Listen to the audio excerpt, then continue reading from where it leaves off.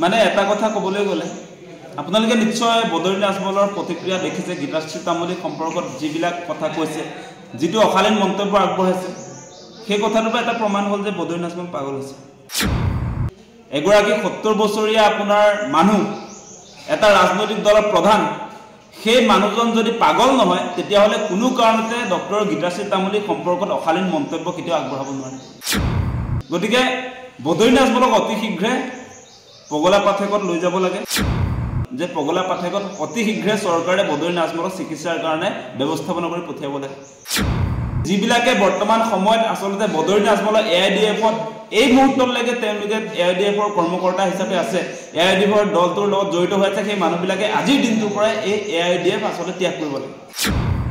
যিটো দলৰ মেইন মানুহজন আপোনাৰ পাগল সেই দলটোত আপোনালোকে থাকিব নেকি বদৰুদ্দিন আজমল পাগল হ'ল মানে এটা কথা ক'বলৈ গ'লে আপোনালোকে নিশ্চয় বদৰুদ্দিন আজমলৰ প্ৰতিক্ৰিয়া দেখিছে গীতাশ্ৰী তামুলীৰ সম্পৰ্কত যিবিলাক কথা কৈছে যিটো অশালীন মন্তব্য আগবঢ়াইছে সেই কথাটোৰ পৰা এটা প্ৰমাণ হ'ল যে বদৰুদ্দিন আজমল পাগল হৈছে তেওঁ পাগল নহ'লে এনেকুৱা অশালীন মন্তব্য কেতিয়াও কৰিব নোৱাৰে এগৰাকী 70 বছৰীয়া আপোনাৰ মানুহ এটা ৰাজনৈতিক দলৰ প্ৰধান সেই মানুহজন যদি পাগল নহয় তেতিয়াহ'লে কোনো কাৰণতে ডক্টৰ গীতাশ্ৰী তামুলীৰ সম্পৰ্কত অশালীন মন্তব্য কেতিয়াও আগবঢ়াব নোৱাৰে গতিকে বদৰুদ্দিন আজমলক অতি শীঘ্ৰে পগলা পাঠকত লৈ যাব লাগে শ্বিলঙত নে তেজপুৰত ক'ত আছে নাজানো যে পগলা পাঠকত অতি শীঘ্ৰে চৰকাৰে বদৰুদ্দিন আজমলক চিকিৎসাৰ কাৰণে ব্যৱস্থাপনা কৰি পঠিয়াব লাগে সেই মানুহজন সুস্থ মানসিকতাৰ মানুহ নহয় আপোনালোকে নিশ্চয় দেখিছে আৰু এটা কথা ক'ব খুজিম যিবিলাকে বৰ্তমান সময়ত আসলতে বদৰুদ্দিন আজমলৰ এআইডিএফত এই মুহূৰ্তলৈকে তেওঁলোকে এআইডিএফৰ কৰ্মকৰ্তা হিচাপে আছে এআইডিএফৰ দলটোৰ লগত জড়িত হৈ আছে সেই মানুহবিলাকে আজিৰ দিনটোৰ পৰা এই এআইডিএফ আসলতে ত্যাগ কৰিব লাগে না সেই কথাটো আপোনালোকে কওক যিটো দলৰ মেইন মানুহজন আপোনাৰ পাগল সেই দলটোত আপোনালোকে থাকিব নেকি সেই কথাটো আপোনালোকে নিজে নিজক সোধক বদৰুদ্দিন আজমল পাগল হ'ল আৰু সেই পাগল মানুহটোক আপোনালোকে আপোনালোকৰ দলটোত এআইডিএফ দলটোত প্ৰধান হিচাপে নাৰাখিব যদি ৰাখে তেনেহ'লে আপোনালোকে পগলাৰ লগ লাগিছে গোটেইবিলাক পাগল হ'ব লাগিব লাহে লাহে মালিকেই পাগল যেতিয়া গোটেইবিলাকতো পাগল কৰিবই গতিকে বদৰুদ্দিন আজমল তেওঁটো অশালীন মন্তব্য নহয় এটা অদ্ভুত মন্তব্য মানে আমি কল্পনা কৰিব নোৱাৰো আপোনালোকৰ আগত ক'ব নোৱাৰো এতিয়া যিবিলাক কথা কৈছে মানে ডক্টৰ গীতাশ্ৰী তামুলীৰ সম্পৰ্কত যিটো কথা কৈছে কোনো মানুহে আসলতে সেই কথাটোৰ মানে একো উত্তৰ দিবলৈও আমি বিচৰাই নাছিলো মানে এনেকুৱা মানুহ থাকে নেকি বাৰু বদৰুদ্দিন আজমলে যিটো মানে এতিয়া মই কৈ দিলে কথাটো বেয়া হৈ যাব মানে এনেকুৱা কথা ক'ব পাৰে নেকি বাৰু এগৰাকী ৰাজ্যৰ বিশিষ্ট আসলতে অধ্যাপিকা আপোনালোক সকলোৱে জানে তেখেতৰ প্ৰতি আমাৰ সকলোৰে সন্মান আছে বি বৰুৱা কলেজৰ ছাত্ৰ ছাত্ৰীয়ে ইতিমধ্যে কৈছে বাইদেউৰ নিচিনা আসলতে অধ্যাপিকা পোৱাটো অত্যন্ত কঠিন গতিকে এনেকুৱা এগৰাকী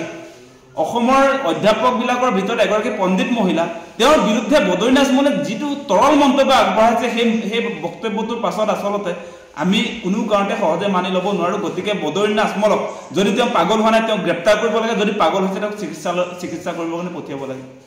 আৰু এটা কথা ক'ম যে এই যিটো বদৰুদ্দিন আজমলৰ বক্তব্য সেইটো আৰু এটা বস্তু আমি ৰহস্য এটাৰ গুণ পাইছোঁ যে হিমন্ত বিশ্ব শৰ্মাই ডক্টৰ গীতাশ্ৰী তামুলীৰ চাকৰিটোক লৈ যি আপোনাৰ কেলেংকাৰীৰ অভিযোগ উত্থাপন কৰিছিলে আৰু তদন্ত কৰিবৰ কাৰণে অখিল গগৈ আৰু গীতাশ্ৰী তামুলী বাইদেৱে আসলতে মুখ্যমন্ত্ৰী প্ৰত্যাহ্বান জনাইছিলে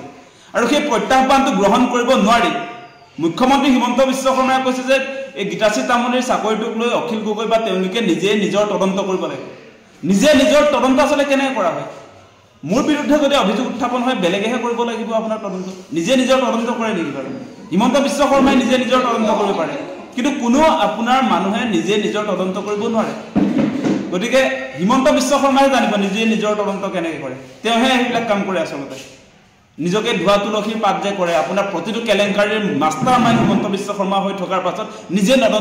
নিজে নিজৰ তদন্ত কৰাৰ কাৰণে তেওঁ আজিৰ দিনটোত আসলতে তেওঁ দুখমুক্ত তেওঁ মানুহ হত্যা কৰাৰ গোচৰত অভিযুক্ত মানৱেন্দ্ৰ শৰ্মাৰ হত্যাকাণ্ডটোৰ লগত তেওঁ অভিযুক্ত আপোনালোক সকলোৱে জানে সাৰদা কেলেংকাৰীৰ লগত তেওঁ